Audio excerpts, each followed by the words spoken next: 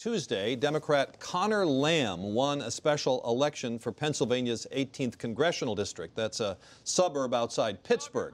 While Lamb won the race by a razor-thin margin, the slim victory in a solidly Republican district that President Trump won by nearly 20 points has upended the political landscape ahead of November's midterm elections.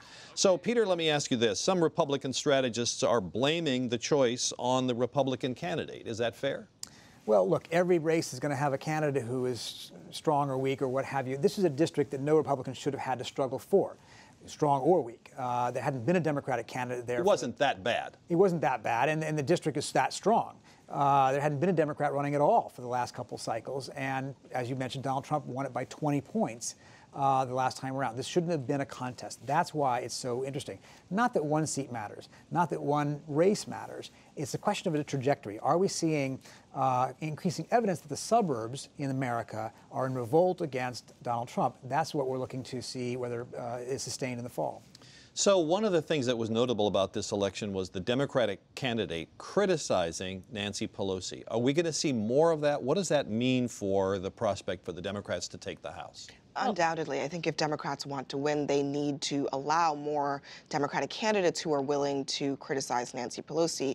The path to a Democratic majority in the House now is similar to what it was in the past, which is that they need to reconstitute a moderate faction within the party. The party is very liberal at the moment, and Nancy Pelosi is a smart enough politician to know that this is probably going to happen, and she's okay with it. I think she understands that some folks are going to need to distance themselves from her in order to win, and the question remains whether the base, the very liberal progressive base, is going to be willing to come out and support more moderate candidates like Conor Lamb in races like that Pennsylvania race. It seems that the evidence of the past week is that maybe they will. If that continues, then it could be a good sign. Look, I mean, first of all, beware of drawing sweeping national trends from a House special election, right? Number one, although both parties spent, and the Republicans in particular, spent millions and millions of dollars on this because they were so afraid of the narrative. They're afraid of people like you saying, and you saying, are Republicans going to lose, the suburbs, and therefore it's all about President Trump. They literally wasted millions of dollars. It's like they lit it on fire. Well, for a seat, by the way, is going away. Well, it was me. I admit it.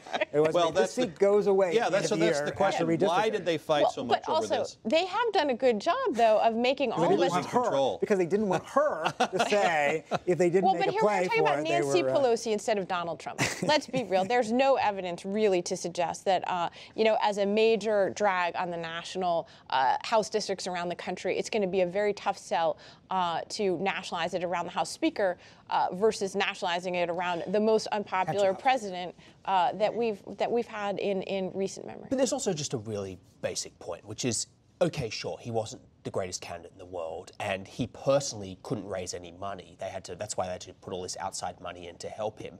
However, it's a 20-point Trump district. It's a 20-point Trump district. And the president did campaign there. Generic cutout Republicans should have won, and that is of great concern to Republican leadership. So people are not going to understand what you just said, well, in so many ways, but especially about the district going away. Explain this to us, and do the Democrats still get to keep the seat? It's the district that goes away, not the seat, right? Yeah, so what happens is that Pennsylvania is going to redistrict itself because it's had the fight in the court over whether these districts are too partisan or not. Right. And this seat will go away under the new map. This district will go away under the new map. So this new congressman, Conor Lamb, is going to have to run in a different district to keep that seat. We don't know whether that might actually work for him or not. And the point is... Run when? In the fall, because this is only a special election that gets you from March until November. Okay. It was a vacant seat, vacated by another congressman who resigned.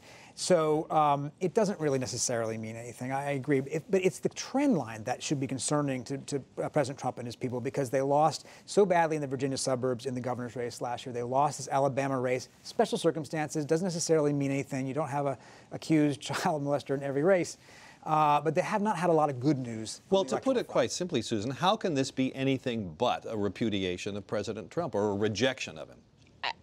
I think, you know, is there a question mark at the end of it? You know, I think we all agree that clearly this is very much a vote that's about President Trump. And actually, speaking to the national trend line, I saw the other day after the election, somebody went and did the math. There's something close to 100 and I think it's 19 districts held by House Republicans right now where actually President Trump received less in their district than he received in this district. So that is definitely a warning sign for House Republicans looking to keep their majority. Got to go, but very quick question. What are the odds that the Democrats will get the House in the fall? A lot of Republicans are telling you 50-50-ish right now, which is a sign that even Republicans are very pessimistic about them holding on to it because of this wind of change. They're better than that, because historically, it is the aberration when the party that holds the presidency in the first midterms, like just on pure history and the generic ballot. And Republicans are going to be in trouble. And some of these blue states, like New York, like California, the few seats they have left are going to be in danger. This Pennsylvania redraw of the map puts a few more seats in the Democratic hands, potentially.